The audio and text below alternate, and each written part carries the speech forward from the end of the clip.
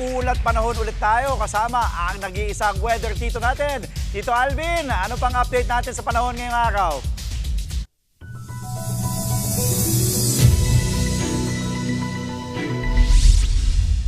Maraming salamat, Andre, at good morning, kapatid. Weather update po muli tayo. Sa ngayon nga ay mas malawak na ang epekto ng ating amihan o northeast monsoon at nag-extend na yan sa malaking bahagi ng Luzon. Pero again, ito na po yung ating mga huling bugso o huling surges na inaasahan para dito sa ating amihan. Maaaring sa kalagitnaan ng Marso, tuluyan na po yung umatras at pumasok na ang panahon ng tag-init.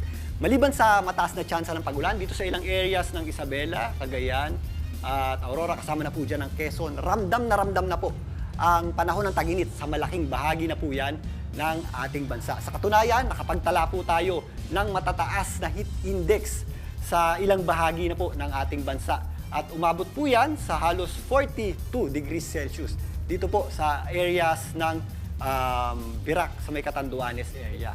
At magiging mainit din po ang ating panahon sa malaking bahagi ng Luzon. Kasama na po dyan ang Metro Manila. Kaya asahan pa rin po natin ang matinding init ng panahon ngayong araw na ito. Sa malaking bahagi na po yan ng ating bansa.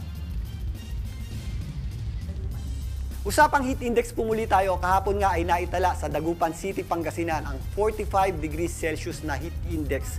Classified po yan bilang danger level at alam nyo ba na noong May 26 ng nakaraang taon, ang pinakamataas na heat index ay naitala sa 55 degrees Celsius. Yan po ay sa Giwan, Eastern Samar.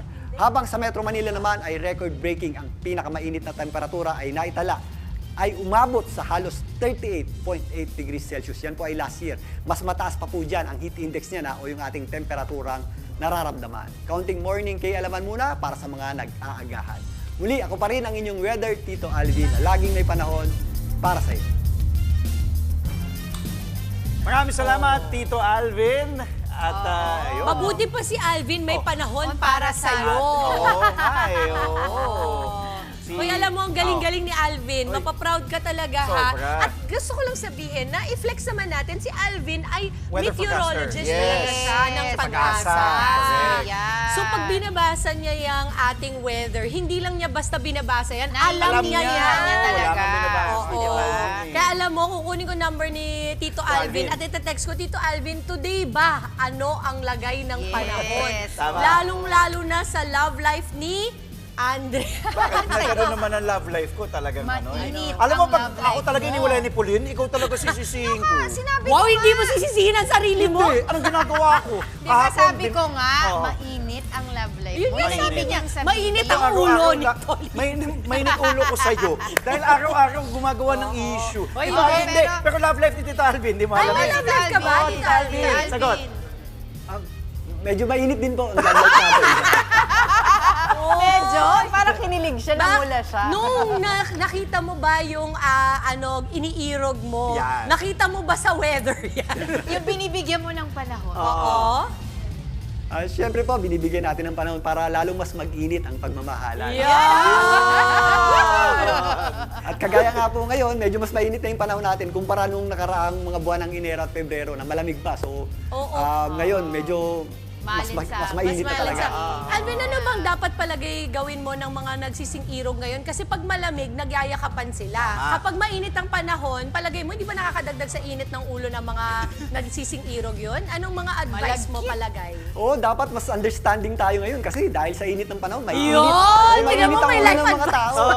At sa gabi, Hindi lang pang pwede weather. namang maghiwalay muna ng konti pag naiinitan tayo at magyakapan na lang bumuli pag medyo nakatutok Malamig na ang na. electric fan or naka-aircon na. Yan. So, Tito Alvin, hintayin namin ang hudyat mo pag pwede ko nang yakapin si Papa B.